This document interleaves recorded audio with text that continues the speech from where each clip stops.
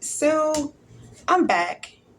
Basically, I was really trying to get into the whole China topic because that's what I put out there that, that we were going to get into China first. But it didn't turn out that way because some shit hit the fan. And when shit hits the fan, it leaves me kind of wondering what the fuck.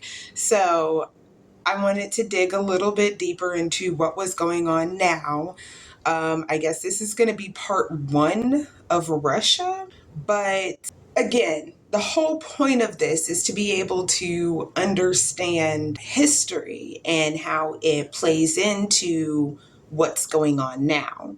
So, as I dig deeper and deeper into what is happening as far as what Russia is doing right now, it's not necessarily what Russia is doing right now. This is more about the whole Ukrainian side because we talk a lot about Russia, but we don't talk enough about Ukraine. And so I say I talk about it on my audio podcast like a lot, but I wanted to dig into the Russian side of things. But as certain things are developing, it turns out that Ukraine has a lot to do with what all is happening and what all has happened in the past. On November 15th, President Zelensky, the president of Ukraine, he made a tweet. On November 15th, he made a tweet. And when I saw this tweet, I immediately thought, oh my God, World War I. So I thought about World War I, what all happened, the events that were surrounding World War I. So let's dig a little bit into that. So World War I lasted between 1914 and 1918. It was between Austria-Hungary and Serbia. Russia backed Serbia and Germany backed Austria-Hungary. Austria-Hungary wasn't that big of a place. Serbia wasn't that big of a place, but Serbia had Russia as an ally, and Austria-Hungary had Germany as an ally. Both sides had their own reasoning for making the alliances that they did and for going into war. So everybody thinks that it started off with the assassination of Archduke Ferdinand, who was the heir. He was the heir to Prussia. No, Austria. So this dude was the heir to Austria, and he was assassinated. So a lot of people think that it started because of that. We have to look into what actually happened and what happened before all of that. So in order to get into what Ukraine's involvement is, and in order to guesstimate what all may be going on, what all may be truly going on, because a lot of people think that propaganda cannot happen in America, and it does, and it's everywhere, and it's really hard to find any type of truth that's somewhere in between. You've got extremists on both sides. If you look at, a lot of people criticize Fox News, but MSNBC is just as bad. So you look at all of these news stations, all of these media outlets that we have, and there's clear propaganda. News sources are supposed to be biased. I would like my news bias. Please just give me the facts, okay? But we do suffer from a lot of propaganda here in America. France and Great Britain aligned with Russia. Now, everybody had something to gain from the war. Franz Ferdinand, the Archduke, okay? His name was Franz Ferdinand, all right? He was shot. Him and his wife was shot dead in the street, okay? Now, the dude who did it, Princip, okay, it doesn't matter who did it. It really doesn't. It really doesn't matter who did it. But the dude who did it had ties to this extremist group called the Black Hand, okay? It was a Serbian ran extremist group. Now, do we know if these types of extremist groups were rampant all over Serbia? We don't know that. We don't know. But we do know that the Black Hand had this little boy run out and do this. And the whole story surrounding it, that's it's an interesting one, but we're not going to get into it. We laying out the facts, not no he said, she said, no third party bullshit. We laying out the facts over here, okay? Franz Ferdinand was murdered because he was the heir apparent to Austria. All right, and he mediated a lot between Austria, Hungary, and Serbia. And he was getting to a point to where everybody was gonna be cool.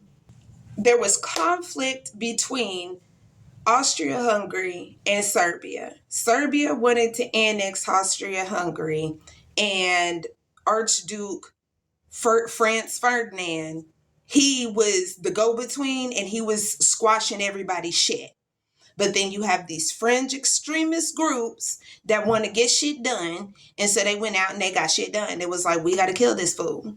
So they killed this man, Franz Ferdinand. Okay? Shot him and his wife dead in the street. Now, you got to think, why would Serbia be like so amped up to do this? Serbia at this point in time was juiced up from the Balkan Wars. Okay, that it just happened. Now you got to think about what happened with the Balkan Wars. So once upon a time, there was the First and Second Balkan Wars. Okay, the Balkan League consisted of Serbia, Bulgaria, Montenegro, and Greece. Okay, and that was the Balkan League. Okay. Them's the Balkans. They were all fighting against the Ottoman Empire. The Ottoman Empire was doing a lot of fuck shit. There was shit from beforehand. These folks was fighting for centuries. Okay, they've been fighting. They've been fighting for forever and ever. Okay, so this is just all fallout from them wars. All right, World War I was the fallout from the Balkan Wars. Just as World War II, the whole reason why Hitler had the policies that he had and why he was ramped up, okay, was from the fallout from World War I. Because World War I pretty much bankrupted Germany. And so they was like, damn, we was the best. We was on top. How we finna get back on top? We finna kill everybody. Now everybody gotta die. Okay? So we're not talking about what all happened with the Ottoman Empire because that's a whole other fucking series in and of itself. But the Ottoman Empire was fighting against these Balkan states, okay? Now, the Balkans won that war. Now, remember, it was Montenegro, Serbia, Greece, and Bulgaria. Now, Bulgaria, everybody got a little piece of the pie because all of this is always over land. It's always a dispute over land. So everybody got a piece of the pie, but Bulgaria wasn't satisfied with what they got. So they was like, yo, we finna run up. So they was trying to annex some more shit. That started the Second Balkan Wars. So the Second Balkan War, it was the Ottoman Empire. Okay. It was the Ottoman Empire done teamed up with the niggas that with the people that they was just fighting with. All right. So they teamed up with Serbia and Montenegro and all the Balkan states teamed up with the Ottoman Empire to fight back Bulgaria because Bulgaria was getting greedy. All right. So then Bulgaria ended up having to give up some more shit. Ottoman Empire it was some more. It was all the shits. Okay. It was all of the shit. So from the fallout of all of that, all right, in Austria-Hungary, which was a dual monarchy, okay, the whole reasoning behind that is a whole other thing too. Maybe we can get into all of that one day, but it's not finna be today. So It's a dual monarchy. That's all you need to know. It started in 1908. The dual monarchy of Austria-Hungary announced their annexation of Bosnia and Herzegovina.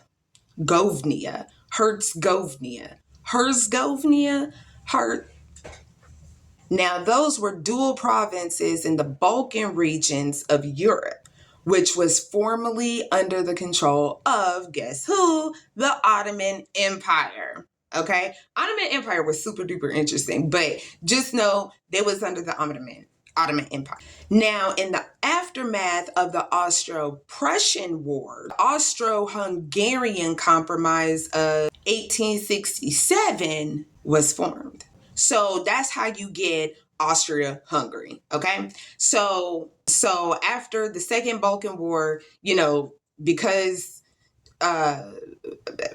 they all juiced up, and Serbia all juiced up, and they want some more. They want all the smoke. They want all the smoke at this. Serbia got the bug and wanted to take Austria-Hungary in the same way that Bulgaria tried to take Turkey in the Second Balkan War, and just like the Ottoman Empire tried to take the Balkans before. So you see, it's all just fallout from the previous shit, right? So going back to why Serbia wanted to annex Austria-Hungary, they wanted what they was saying, what they was claiming that they was doing was trying to save their Slavic brethren from in the southern Austria-Hungary regions. Okay, they were in the south, and thus unifying the Slavic people under what we now call Yugoslavia.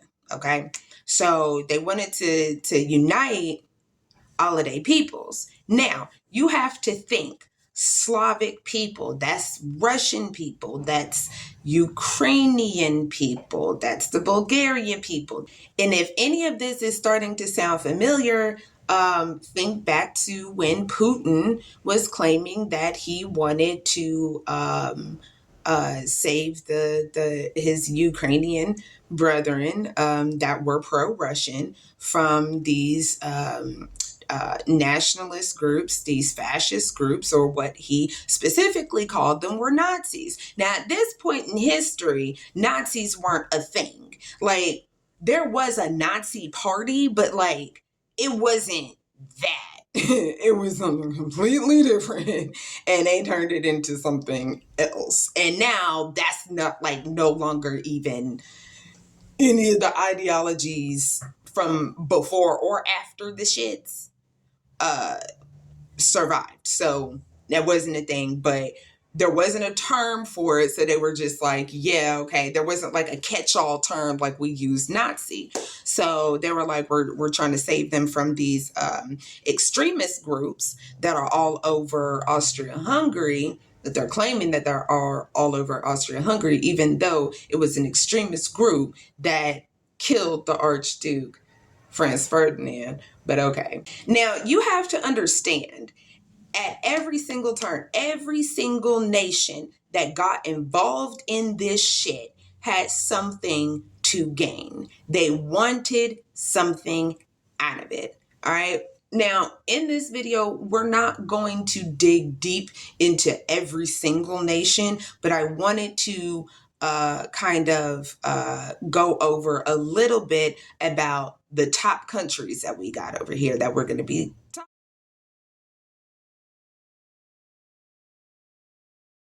Austria-Hungary wanted to annex Serbia and vice versa. So everybody just wanted everybody's shit. Everybody wanted something that didn't belong to them. Okay, that's like basically the premise of all of this shit. Everybody wanted something that did not belong to them. If it did not belong to them, they wanted the shits. If it did belong to them, then fuck it, they let it go to shit. That's why they want more land, because okay, I'm putting too much of my own I'm putting too much of my own stank on it, so I'm gonna dial it back here a little bit, get back on course. Now, Austria-Hungary delivered a list of demands. actually, you know what? I want to show you because, and I don't know anything about how to splice all of this shit together because I'm working with a lot of different equipment here. But let me just bring you over here. I want you to see this shit. Can you see my pewter? Can you see that shit? You see where Poland is? This green spot right here is Poland. I'm sorry if it's backwards on the camera. Okay, but I'm gonna tell you. All right, this here right here is Poland. Okay, this right here is Russia. Way the fuck up here. Okay, this over here is Ukraine. All right, this over here is Germany. Okay, so let's take a journey. Let's take a journey. All right. You see all of this shit right here. Y'all see all of this shit right here?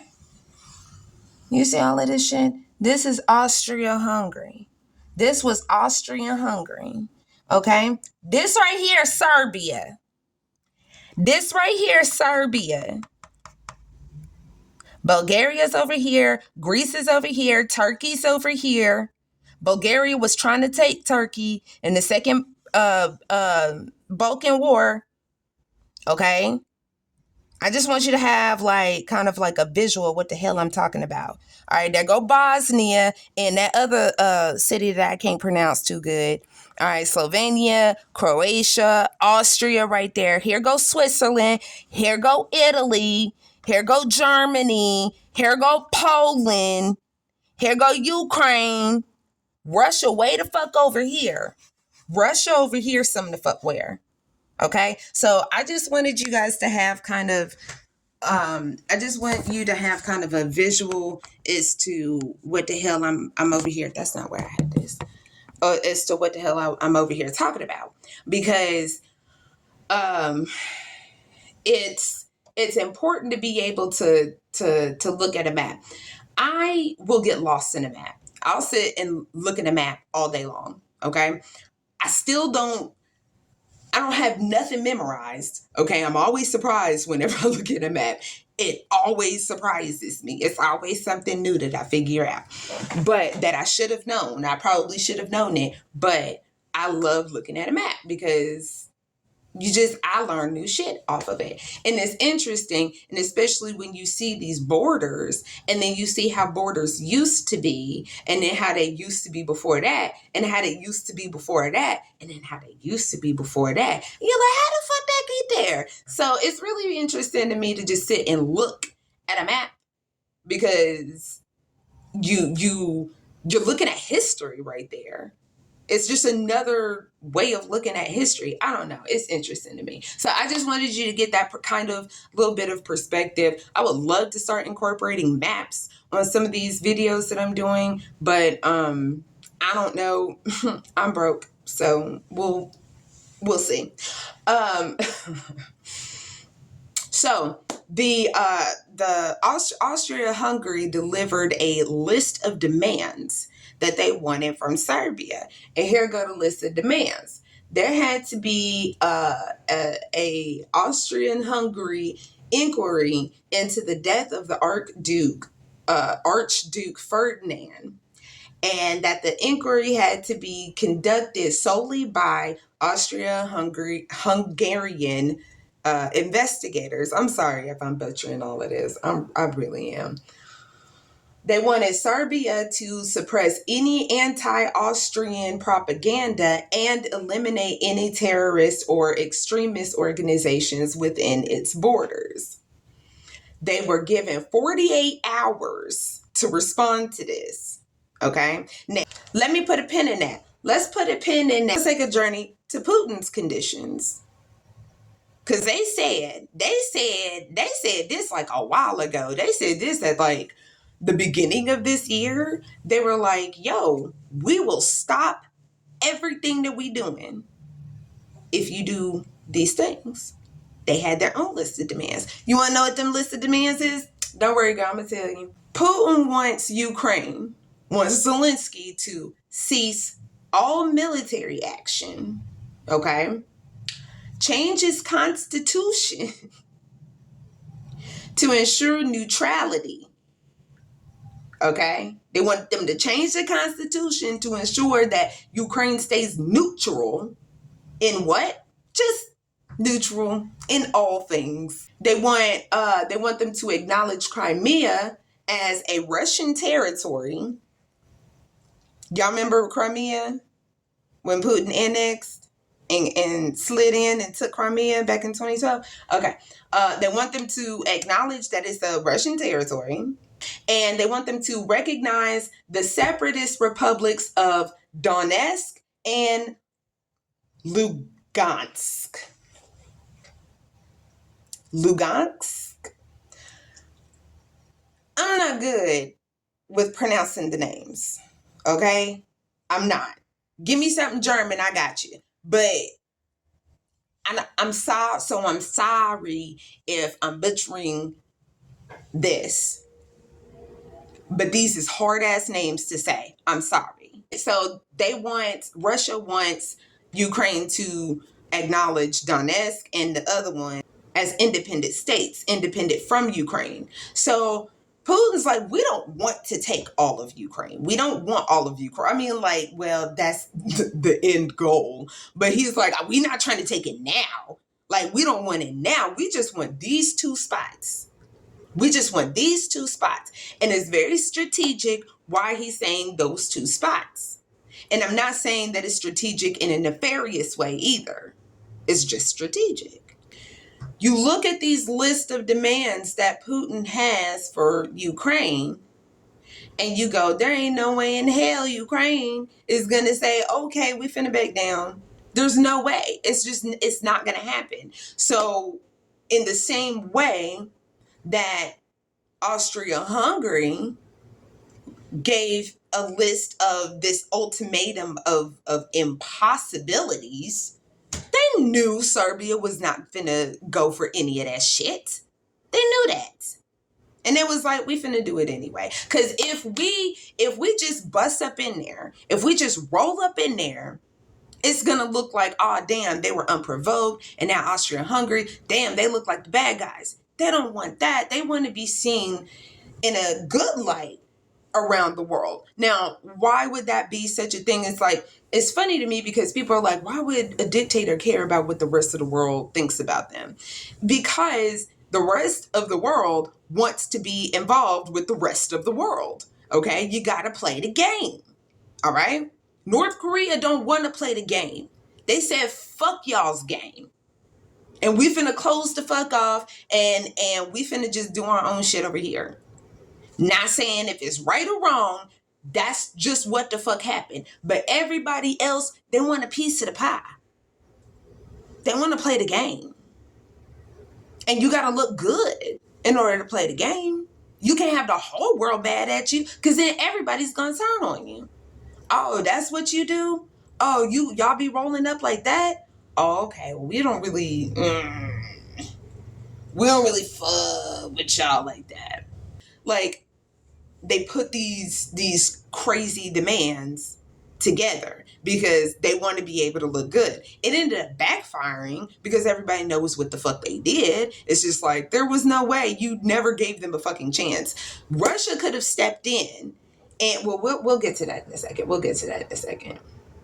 And we'll get to Germany in a second too. We'll get to Germany and Russia. Going back to Zelensky's tweet. Zelensky's tweet was brought on by some sort of an attack. Okay, so over in Poland, a missile rained down. It was just one though, and it hit, I think it was an apartment building, and it killed 2 people. Okay, now this was on Russian land, and Russian land. This was on Polish land. It was in Poland, and it killed Polish people. Okay, that's what had happened that sparked the tweet from Zelensky, which is what we finna get into. But please keep in mind that the start of World War II was the German invasion of Poland. So Zelensky wrote, firing missiles at NATO territory, which is Poland. Poland is a part of NATO.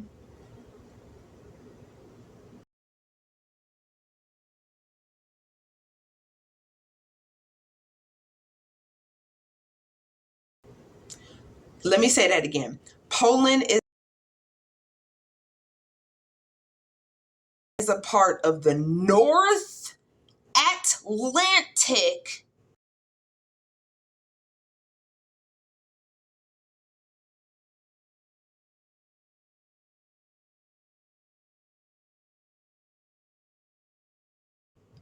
Treaty Organization.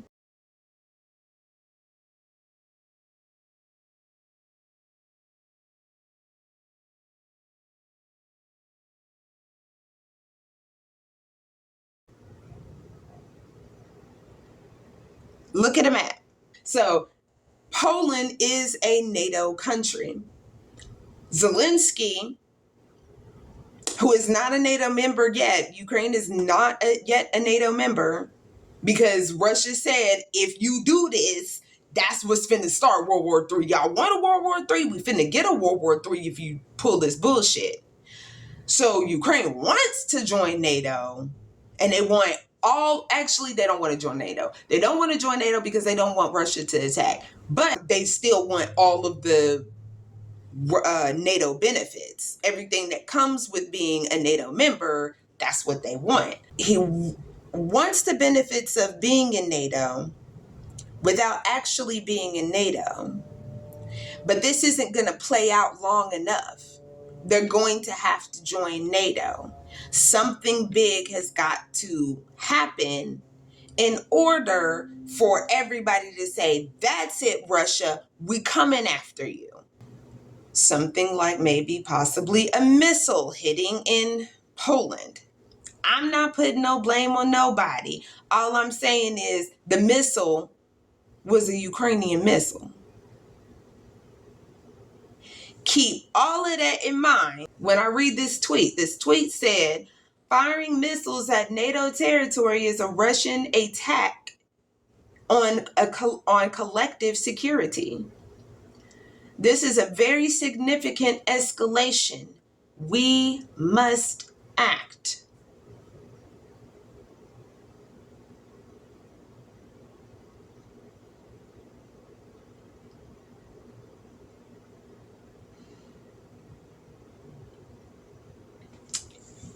So then it comes out that the missile was a Ukrainian missile. And the explanation for that was, it was, sorry, my mistake. My mistake. It wasn't Russia. Come to find out, it was one of ours. But it was a missile that attacks Russian missiles.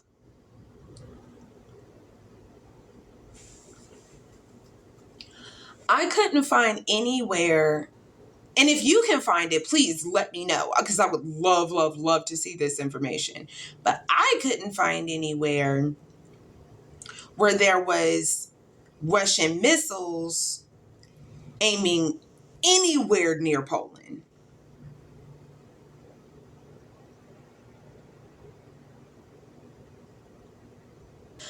Let's go back to World War I, okay?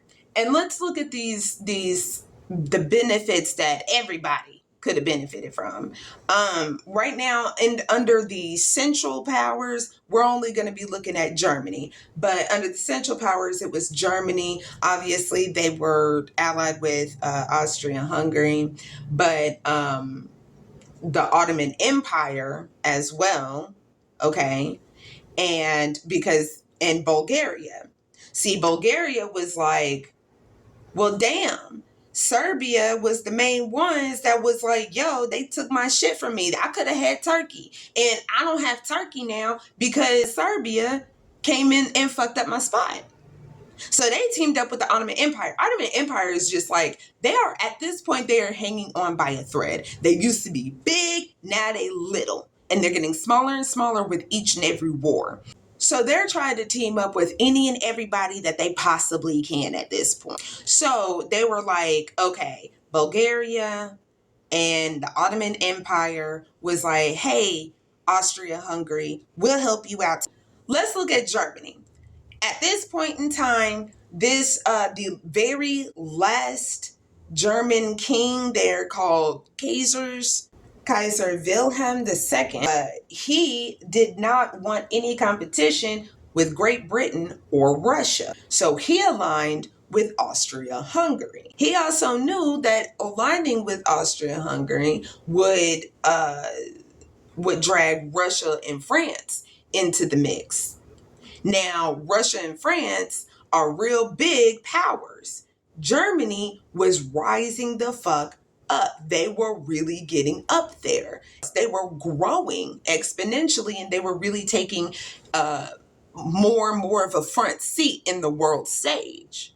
So they were like, well, shit, if we go ahead and if we can back Austria-Hungary with this war, if we can give them a blank check and say, hey, go and do what you need to do to fuck these people up, right? They'll be able to weaken not only Russia, but France as well. Okay? And they didn't have no idea that Great Britain was going to get involved. But the reason why Great Britain got involved was because Germany got involved. You feel me? And because Russia and France supported Serbia in the Balkan Wars. So a lot of people, because Wilhelm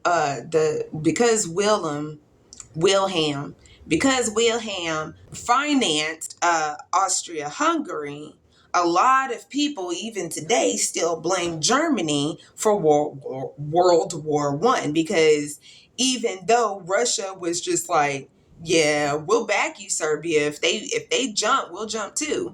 But it was Germany that was like, hey, we'll here's a blank check. Go do what you got to do. And if it wasn't for, because nobody was going to do that for them. Nobody was going to do that for Austria-Hungary. So because Germany did it, that's why a lot of people blame Germany for World War One. And a lot of people were doing that like soon afterwards because everybody done found the fuck out. That further bankrupted Germany.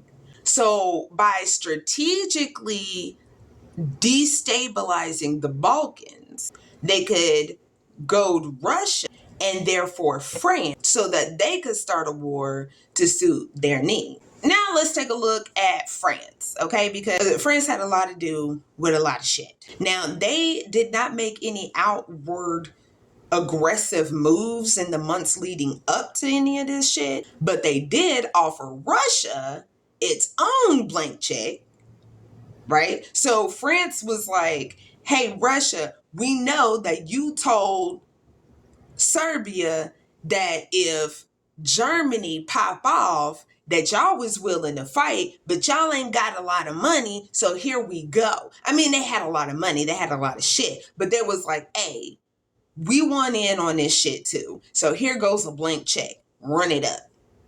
Just like Germany gave Austria-Hungary a blank check, France gave Russia a blank check to get they dudes to run up just in case Germany tries to jump. Okay. Now, they only gave this blank check under one stipulation, that Russia was to go and help Europeanize the Austrian-Hungary Empire.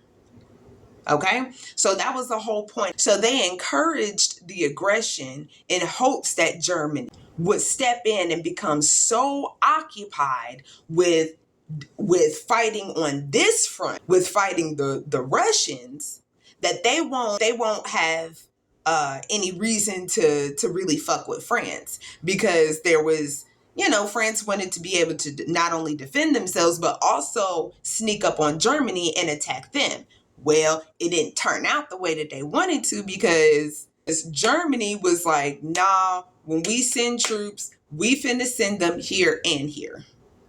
So they were fighting on both fronts simultaneously. They were fighting the Russians and they sent troops over into France. Now, at this point, Great Britain was not involved. Great Britain had control of just about everything on Earth, including the seas. Okay, they had the world's strongest navy. All right, out of everybody in the whole wide world, it was Great Britain. They ruled everything, even the seas, even the waters. And because they had the waters, I mean, again, look at a map. You see where the waters are. Okay. I really wish that I knew how to get the picture in the picture, but I don't know how to do all of that. Not with the doing it on the thing and then moving it to the thing. I don't have an editor. I'm sorry. But I'm doing the best that I can. Okay. So because of that, Navy, and because there was like a lot of different opportunities on both sides, that's why didn't nobody know which way Great Britain was going to go, because there was a lot of opportunity on both sides. So because Germany was becoming so powerful economically, militarily, all of that shit, Great Britain, that's when they were like, okay, so Germany is in the mix and we don't like Germany. We don't want to fuck with Germany because Germany's getting too big. Germany's getting too powerful. Germany is getting to be too much. Great Britain had a major inferiority complex. A lot of these countries did. A lot of these empires had inferiority complexes. Think about I don't know what the hell it's called, but these crazy white folks that think that, the world is out to get them and to replace them with other minorities and that they'll become the minorities or whatever. Just think of it in that way. They were afraid of that happening. So, and a lot of these places were like that because it was like, and rightfully so, because there was wars all the time. There was like constantly wars. So they were like, everybody was just trying to think of a way to not only hold on to what they had, but also to expand it. Because if you're not expanding, then you're shrinking. At that point in time, it was exactly like that. If you're not getting bigger, then you are getting smaller. Okay. It was like that on that side of the world because it was always fighting. So, and you got to look at Great Britain also from this other angle too. They don't really fuck with shit that doesn't benefit them. They didn't do anything with the Balkan Wars. They could have intervened with the Balkan Wars and they didn't. Okay, they had the power, they had the opportunity, they had the advantage to be able to get in there, mediate, and stop the wars from even happening. But they was like, we're not getting anything out of that, so no. So that's why they were like super chummy with France, because they were like, hey, France, we know that you scared of Germany too. So now, Russia, you look at Russia, Russia did not have any intention on bringing this to a diplomatic close. Okay. Think back to the crazy Russian demands, because like it may seem like they were interested at the beginning because they were like, they backed Serbia. So everybody's like, oh yeah, because that's like Big Brother, right?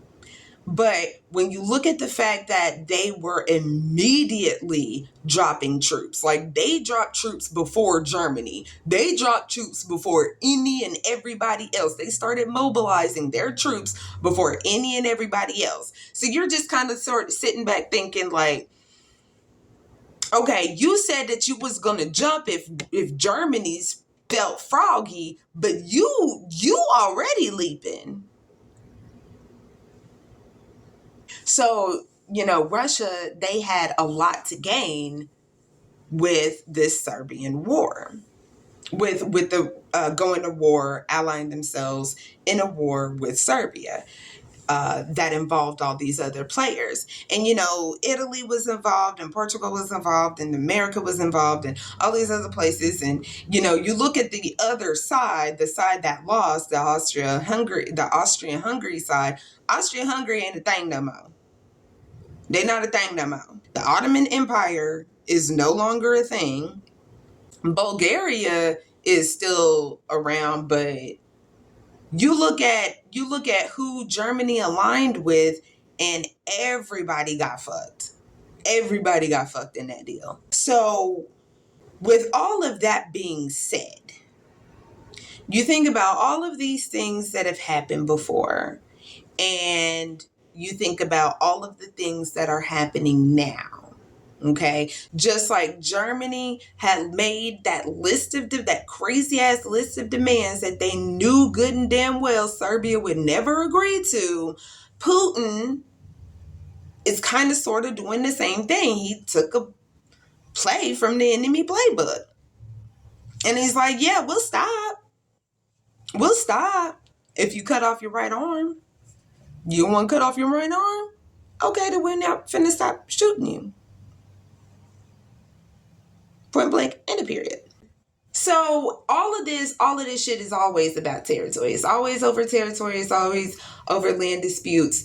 And right now it looks a lot like both Ukraine and Russia have a lot to lose in this war. If Russia loses, he could lose more than just the possibility of the Donetsk and Lugansk regions. Okay, he could have. There's more to lose there. There's a lot of shit to lose. He wants those two places very, very strategically in order to gain Ukraine in the future. And Ukraine wants to be able to be left the fuck alone. But you look at the moves that Zelensky is doing right now, and it's just kind of like, okay, what the fuck is really going on? What the fuck is really happening? We know that it was a Russian missile. They say that it does one thing, but all we know is that it was the onlyest fucking missile to hit motherfucking Poland. Wasn't no Russian missiles hitting over there. Russia wasn't thinking nothing about no Poland. But here we go, Poland getting shot up, and then it turns out it's a Ukrainian missile. And so now, that was a major accusation that Zelensky made. That was a very big accusation that Zelensky made. He flat out said, hey world, we need to act right now because Russia on some fuck shit. And it wasn't even Russia. I can't even find anything that says that Russia was raining hellfire in Poland or anywhere near Poland. Because if it was out there with this pro-Western media that all of us are sucking down because it's in our faces all the time, it's just kind of like, well, y'all not really talking about this. Why isn't anybody saying it? Why isn't anybody condemning Zelensky for saying this? Y'all want to attack. Let me not get too political here, but I'm just saying, y'all want to sit up here and attack this person and that person that's not no presidents of no motherfucking countries and can't start a war with the fucking tweet. Two people tried to start wars, or so a lot of people claim, that two people tried to start wars on Twitter and it didn't happen. Zelensky can actually start a war and damn near did. You're sitting here shouting to the world that Russia just attacked a NATO country, and we all know what the fuck that means. You telling everybody. And then when it comes out that it's one of your shits, you looking mighty suspicious, but not really saying anything.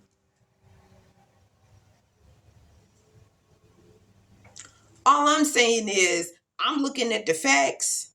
I'm taking feelings aside because I was feeling one way and then I started feeling another way when I'm seeing nothing but facts. It's different. And I saw the same thing when I was researching with China. I'm going to go ahead and say it.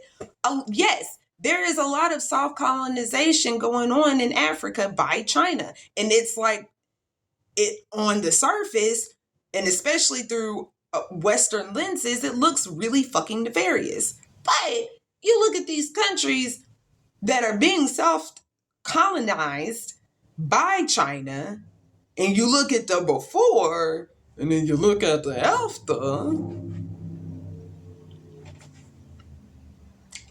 it almost kind of seems like, listen, just look at the before and look at the after. That's all I'm saying. Just look at the before and then look at the after. Doing these types of deep dives I really like doing this because it's not only interesting to me to dig a little bit deeper and figure out the who's and the what's and the whens and the whys of all of this shit. uh it really kind of opens your eyes to a new perspective. We all know that history is written by the victors, but who tells the loser story, right? We sit here and we love to sit and try to analyze a serial killer, right? Why did you do the things that you do? We want to pick you apart and we want to understand, why is it that you did the things that you did? And maybe we can try and prevent that. Maybe we can get these early warning signs, like, now we know if your 3-year-old is cutting up rabbits, maybe keep a closer eye on that one. That's all I'm saying. So, in the same way, I like to be able to look at both sides of history: the history that was written by the victors, the history that we all know, and then the underlying history, the history from the other person's perspective. It's always interesting to see it that way, because then you'll be able to, once you start recognizing those characteristics in other people, you can go, oh, okay, you that one. All right. And you'll be able to know to be able to understand to stay the fuck away from, maybe stay the fuck away from that person or even place, because there's a lot of dangerous ass places out there, i.e. Mexico. Mexico dangerous, y'all. I don't know if you knew this or not, but, and I'm not saying all of Mexico. It's not all of Mexico, but it's like, you can't say America is safe. You can say America is free. You can say that it's a lot freer than a lot of nations around the world. Okay, but I don't think anybody would ever confuse America with safe. I don't think anybody would ever confuse that and say that those are similes. That it's not is not the same. It's not the same. America's not safe. I don't think anybody would say that. There was an episode of The Office. Yeah, I watched The Office. There was an episode of The Office where Nellie, the character Nellie, was played by Catherine Tate, who was played by Catherine Tate. She said, everyone told me, they were talking about the I think it was the Scranton Strangler. I think they were talking about the Scranton Strangler. But she was like, yeah, everybody told me that if I came to America, I was going to be murdered. That was like back in 2008. So I'm kind of sitting here like, okay, nobody would ever confuse America with being a safe place to just be, to just chill at. All right. So I'm not saying all of Mexico is unsafe, but for a conceited, stubborn, fast paced, give me now, give me now, give me now American, no, Mexico not safe for you. It's not safe for you, baby. It's not safe for you. It's not safe for you. And I mean, I'm not just speaking on Shanquilla Robinson. There was a lot of other stuff that's been going on in Mexico right now too. So, I mean, I'm just saying certain people just, mm-mm. And Shanquilla, that was her so-called friends. That didn't have nothing to do with Mexico, but the Mexican authorities have come out that they stole from her, that, you know, they lie and say that they did CPR for 3 hours. Who the fuck does CPR for 3 hours? Like, you're not supposed to do that. You're going to break their ribs. You're going to break all of their bones. Why would you do that? You're supposed to be a medical professional. Why would you do CPR on somebody for 3 hours? It's dumb. That doesn't make any sense. That makes zero sense. And if you're doing the CPR for 3 hours, that's gonna fuck up the time of death, would it not?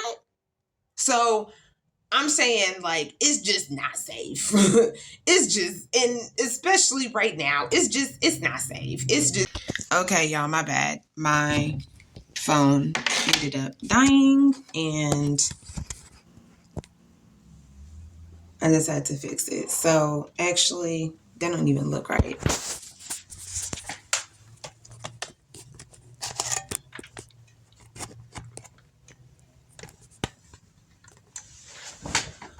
Okay, so sorry about that. Anyways, that's gonna be, I guess, the end. Oops. Okay, that is much, much better. So anyways, that's gonna be the end of this episode. I would like to come back for like a Russia part 2, because this really wasn't a whole lot about Russia. It was more about World War II in Ukraine.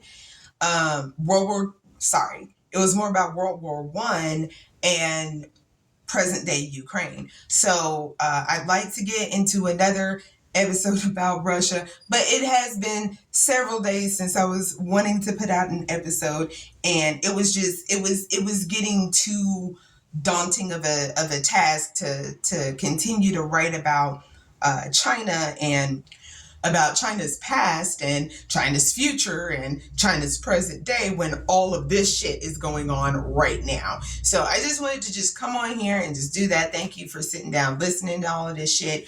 So I wore this hat.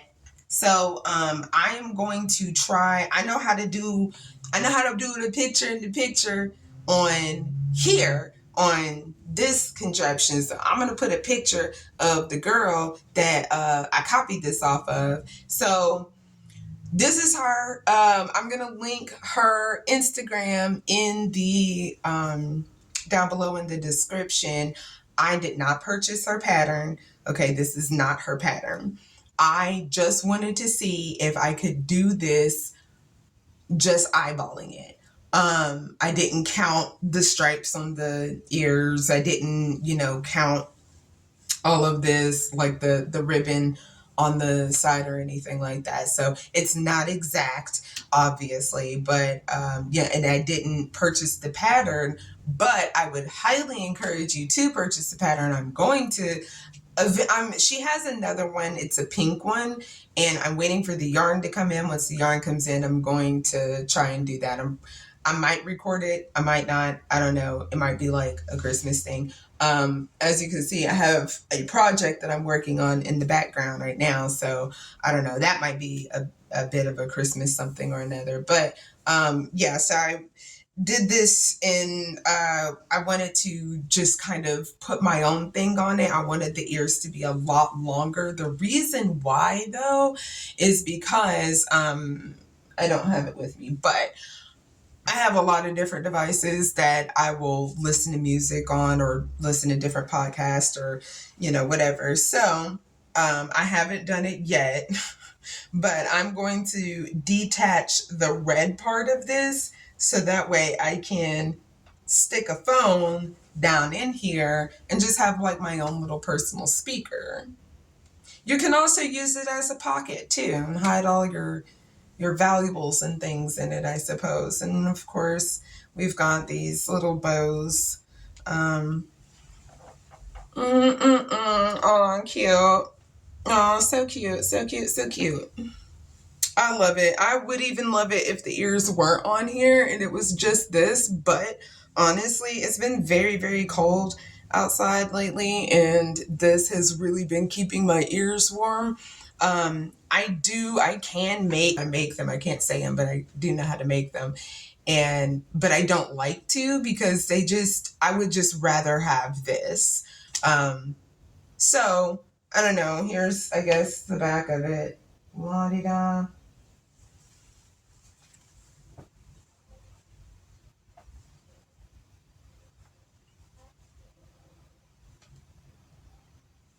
All right, so and no, I did not record myself I didn't record myself doing this. I will say this, there's a lot of crochet projects that I'll do that I won't record myself doing. Sometimes because like I don't know if I've ever mentioned it on this channel or not, but crocheting for me is very therapeutic. I do have PTSD, and it does help me to kind of focus my energy on something productive rather than being destructive with myself emotionally. So a lot of times you'll see projects like this one. I haven't recorded me doing that, but I might start once I get towards the end of it. I've taken like progress pictures or whatever, but actually no, because those project progress pictures are inappropriate. But like there are certain things that projects that I will do that I'm not going to record myself doing, because while I'm doing it, I might be crying, or I might be, laying in the bed with minimal clothes on, watching something on my projector. Like it's it's not anything that I can put on the YouTube. So, but yeah, I guess I do have a lot of crochet footage and just random crocheting stuff that I'll put together. I'll compile all of that stuff whenever I come out with the sequels to these videos in the way that they were supposed to be. I'm not supposed to be sitting down talking to you like this. I said that I wasn't going to do it, and yet here I am talking to you with my laundry in the background that I did not hide at all. So I'm going to get off of here, and I hope that you did enjoy the episode. If you've gotten this far, you know how YouTube works. All right, that's it.